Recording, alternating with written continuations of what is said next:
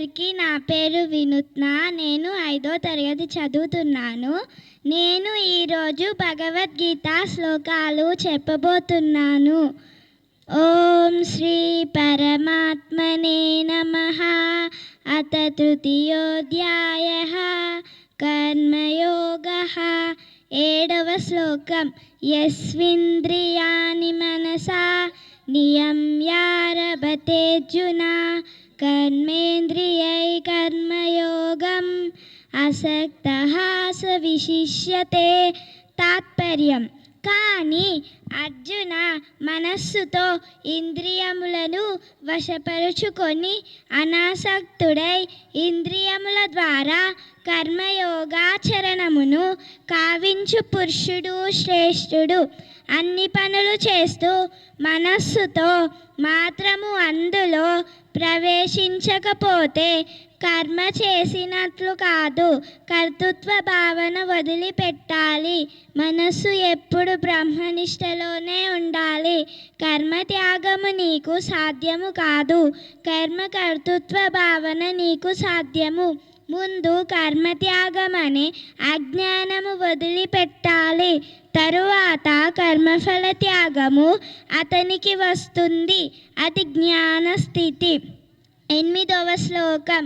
నియతం కురు కర్మత్వం కర్మజాయో హ్యకర్మణః శరీరయాత్రాపి చ తే న ప్రసిద్ధ్యేద కర్మణః. తాత్పర్యం.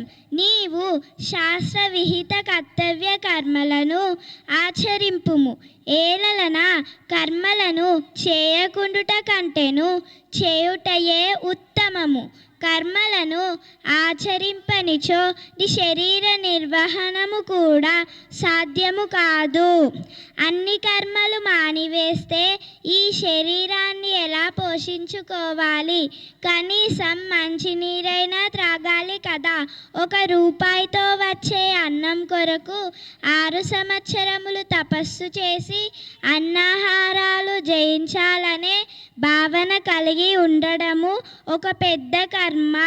భార్యా పిల్లలను పోషించడము, పిల్లలను బుద్ధిమంతులుగా తీర్చిదిద్దడము, వాళ్ళ ఆరోగ్యం గురించి శ్రద్ధను వహించడము, పిల్లలను సన్మార్గంలో నడిచేలా చూడటము మన బాధ్యత.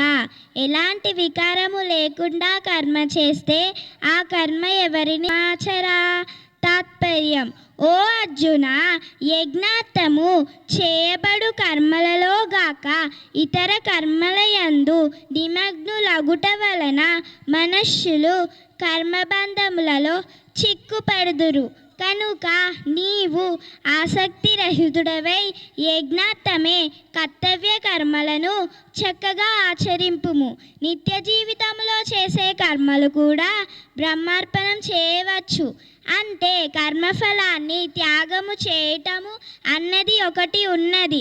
ఇంద్రియములను పరిశుద్ధము కాకుండా ఆత్మ మాత్రము పరిశుద్ధము కాదు.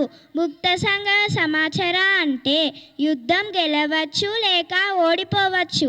గెలిస్తే వచ్చే సామ్రాజ్యమును, చనిపోతే వచ్చే స్వర్గమును వదిలిపెట్టి యుద్ధము చేయాలా?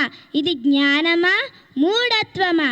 గెలిస్తే వచ్చే రాజ్యమును అనుభవించేది నేను కాదు, ఇదంతా పరమేశ్వరుని లీల అనే భావనతో ఉండాలి అని అర్థము. ధన్యవాదములు. Very good, very good. ఈ రోజుల్లో పేరెంట్స్ ఏమనుకుంటారు? మా పాప చాలా ఇంగ్లీష్లో మాట్లాడాలి, ఇక్కడికి విదేశాలకు వెళ్ళాలి, అన్నీ తెలుసుకోవాలి అని అనుకుంటారు. కానీ మరి పురాతనం నుంచి వచ్చిన మన శ్లోకాలు, మన సాంప్రదాయాలు మాత్రం నేర్చుకోవాలని ఎవరు అనుకోరు. ఈ కాలంలో కూడా ఇలాంటి శ్లోకాలు నేర్చుకోవడానికి, నేర్పించడానికి ఇంట్రెస్ట్ చూపిన పేరెంట్స్కి నిజంగా ధన్యవాదాలు తెలుపుకుంటున్నాను. అమ్మాయి స్కూల్లో స్టేట్ 2nd వచ్చింది శ్లోకాల పోటీలో.